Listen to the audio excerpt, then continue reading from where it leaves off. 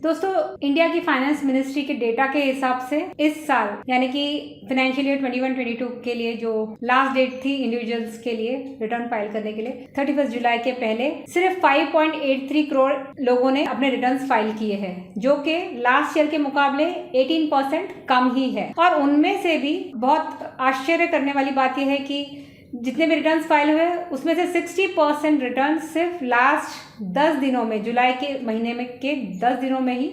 File हुए हैं। और जिस दिन लास्ट डेट था 31 जुलाई के दिन, सिर्फ उसी दिन पर 72 लाख रिटर्न्स फाइल हुए थे। तो दोस्तों, मैं हूँ सीए करुणा जायसवाल और आज हम जानेंगे कि इसके बाद भी जो लास्ट डेट है जिसके पहले हम रिटर्न फाइल कर सकते हैं और रिटर्न्स भरने के क्या क्या फायदे हैं, और अगर हम इस बार भी रिटर्न फाइल नहीं करेंगे तो हमें क्या नुकसान बेयर करना पड़ेगा, इस वीडियो में आज हम देखेंगे।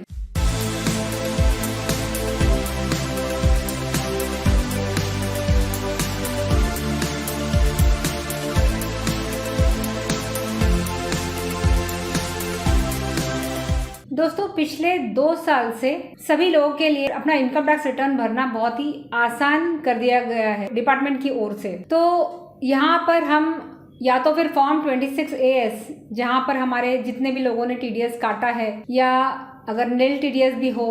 तो भी उनकी इनकम की एंट्री वहाँ दिखती है, तो उसकी मदद ले सकते हैं जिससे हम अपना इनकम दिखाने के लिए चूके नहीं। और या तो फिर एनुअल इनकम स्टेटमेंट जो पिछले 2 साल से पोर्टल पे रिफ्लेक्ट होता है, उसमें सारे भी आपके जितने भी डिटेल्स है, माइन्यूट डिटेल्स जैसे कि सेविंग्स बैंक का इंटरेस्ट और भी बहुत सारी पूरी आपकी इनकम वहाँ रिफ्लेक्ट होती है। तो उसका सहारा लेकर आप रिटर्न फाइल कर सकते हैं। और इसके अलावा आप जब रिटर्न फाइल करते हैं साइट पर ऑनलाइन, तब ऑलरेडी काफ़ी सारा डेटा ऑलरेडी प्री फिल्ड रहता है, यानी कि पहले से ही आपको मौजूद मिलेगा वहाँ पे। तो इसके चलते रिटर्न्स भरने के लिए आपको बहुत आसानी हो रही है इन दिनों। तो इसके चलते आप खुद भी रिटर्न भर सकते हैं या तो फिर कोई प्रोफेशनल की मदद लेकर आप इस प्रोसीजर को कंप्लीट कर सकते हैं। तो दोस्तों, जैसे 31 दिसंबर 2022 हमारे लास्ट डे है FY फाइनेंशियल ईयर 21-22 का रिटर्न भरने के लिए। तो इसके बाद आपको बिल्कुल भी मौका नहीं मिलेगा, यानी पोर्टल बंद हो जाएगा आपको इस फाइनेंशियल ईयर के लिए रिटर्न भरने के लिए। और अगर आप भर भी सकते हैं तो सिर्फ और सिर्फ जब आपको डिपार्टमेंट से नोटिस आएगा तभी आपके लिए पोर्टल ओपन होगा इस साल का रिटर्न भरने के लिए। तो अभी भी अगर आप रिटर्न भरते हैं, जिसे हम बिलेटेड रिटर्न कहेंगे, तो कुछ केसेस में आपको पेनल्टी देनी पड़ेगी। इसके लिए क्राइटेरिया है ग्रॉस टोटल इनकम का। इनकम कैलकुलेशन का वो स्टेज जब आपने आपके एग्जेम्पशंस और डिडक्शंस नहीं क्लेम किया है, उससे भी पहले वाला जो स्टेज है उसको हम ग्रॉस टोटल इनकम बोलेंगे। और अगर वही इनकम 2.5 लाख से नीचे रहा तो आपको पेनल्टी बिल्कुल देनी नहीं पड़ेगी। और वही ग्रॉस टोटल इनकम जब 2.5 लाख से 5 लाख तक है तो आपको 1,000 रुपए देना पड़ेगा। और अगर वही इनकम 5 लाख के ऊपर है तो आपको 5,000 रुपए देना पड़ेगा। तो जैसे कि साल 2018 में जब ये रूल पहली बार लाया गया था इंडिया में पेनल्टी देने का, जब बिलेटेड रिटर्न आप फाइल करते हैं, तब मैक्सिमम पेनल्टी थी 10,000 रुपए, जिसे 50% डिडक्ट करके अभी 5,000 पर लाया गया है। तो ये भी हमारे जो इंडियन असेसीज है उनके लिए फेवर में काम करता है। तो एग्जाम्पल के तौर पर अगर आपकी ग्रॉस टोटल इनकम 8 लाख रुपए है और डिडक्शंस के बाद वो 4.5 लाख की आपकी टैक्सेबल इनकम होती है, फिर भी आपको जो पेनल्टी देनी पड़ेगी वो 5,000 की ही होगी। तो इस पेनल्टी के अलावा जो भी लोग बिलेटेड रिटर्न भर रहे हैं, यानी कि लेट रिटर्न भर रहे हैं, उन्हें एक और लॉस का सामना करना पड़ सकता है, जो कि जितने भी लॉसेस हैं उनके इनकम फ्रॉम अदर सोर्सेज या बिजनेस और प्रोफेशन में जो लॉस उन्होंने सहन किया है, या कैपिटल गेन के सेक्शन में जो उन्हें लॉस हुआ है, वो अगले कई सालों तक वो कैरी फॉरवर्ड नहीं किए जा सकते हैं। और इसके अलावा मैं आपको यहाँ पर ये भी बता दूं कि सेक्शन 234A के हिसाब से जो इंटरेस्ट लगता है, यानी कि जो ड्यू डेट थी 31 जुलाई की, और जब हम रिटर्न भरते हैं उन हर एक महीने के लिए 1% इंटरेस्ट जो टैक्स पेबल आता है, उसके लिए ये इंटरेस्ट भी भरना एडिशनल बर्डन उनके लिए हो सकता है। बहुत सारे लोगों को गलत धारणा रहती है कि उन्हें इनकम टैक्स रिटर्न फाइल करने की जरूरत नहीं है। तो आमतौर पे हमने ये देखा है कि ऐसे जो लोग होते हैं, या तो फिर उनकी इनकम एग्जेम्पशन लिमिट से कम है, या तो फिर कुछ लोग जो नौकरी पेशा होते हैं, या जिनका एफडी ही है जो उनका इनकम सोर्स है, या फिर जिन लोगों का बिजनेस या प्रोफेशन में टीडीएस कटता है, ऐसे लोगों को लगता है कि क्योंकि उनका टीडीएस कटा है तो गवर्नमेंट को ऑलरेडी उनके इनकम का डेटा मिल गया है, तो इसीलिए ऐसे लोग अपना इनकम टैक्स रिटर्न नहीं भरते हैं, जो कि बहुत गलत कंसेप्ट है।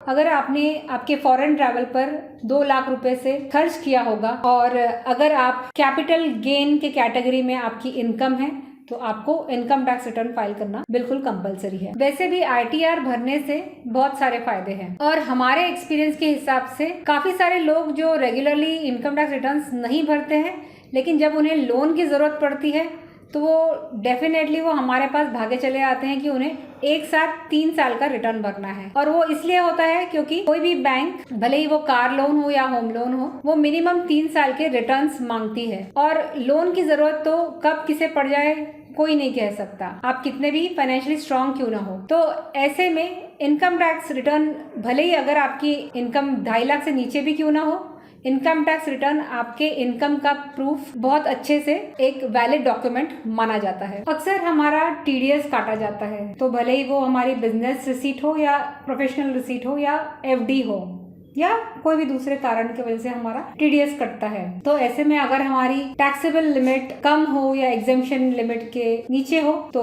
डेफिनेटली हमें रिफंड ही मिलेगा। तो उस रिफंड को आप न गवाएं, इसके लिए रिटर्न भरना बहुत जरूरी है। और उसी तरह से अगर हमारा जो टीडीएस काटा गया है और हमारा टीडीएस एक परसेंटेज पे काटा जाता है और जो हमारी इनकम है उस टीडीएस के रेट से काफी गुना ज्यादा हो सकती है, तो ऐसे केस में हमें जितना भी शॉर्टफॉल है टैक्स कैलकुलेशन में उतना हमें भरना जरूरी है और उसे इनकम टैक्स रिटर्न के साथ भर देना बहुत जरूरी है, क्योंकि हर महीने उसके ऊपर इंटरेस्ट, और अगर आपने बिल्कुल ही नहीं भरा तो उसके ऊपर पेनल्टी भी लग सकती है। और अक्सर जब हम अब्रॉड ट्रैवल करते हैं तो उस कंट्री की एम्बेसी हमें इनकम टैक्स रिटर्न मांगती है, क्योंकि पहले तो